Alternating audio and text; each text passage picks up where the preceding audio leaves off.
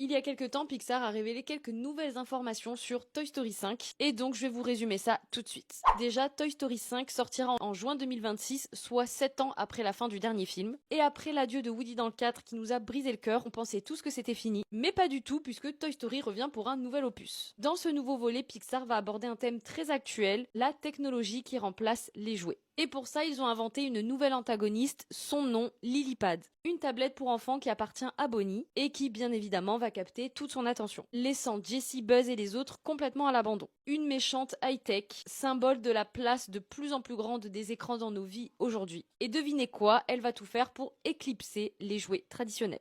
Et c'est là que ça devient intéressant parce que Lilypad pourrait être la raison pour laquelle Buzz et Jessie décident de quitter Bonnie comme Woody l'a fait auparavant. On pourrait avoir une sorte de révolution de jouets 2.0, mais Pixar aurait aussi spoilé un possible retour d'un personnage emblématique qui est donc Andy. Et ça, on sait que ça va faire plaisir aux fans. Deux théories circulent par rapport à ce personnage. Soit Andy est nostalgique et il reviendrait voir ses jouets chez Bonnie. Soit deuxième théorie, il est devenu papa et son propre enfant pourrait peut-être récupérer Buzz, Jessie et les autres. Un joli moyen de passer le flambeau tout en bouclant la boucle. Et ensuite, lors du festival d'Annecy, les premières images du film ont été montrées en exclu. Et devinez ce qu'on y voit, une cargaison de jouets Buzz l'éclair échouée sur une île déserte, en train de construire un radeau pour s'échapper. Est-ce que ce serait une métaphore de l'abandon, un cauchemar de Buzz, une critique du sort des jouets classiques? En tout cas, le ton est clair. Avant, on était les meilleurs amis des enfants. Aujourd'hui, on prend la poussière sur une étagère.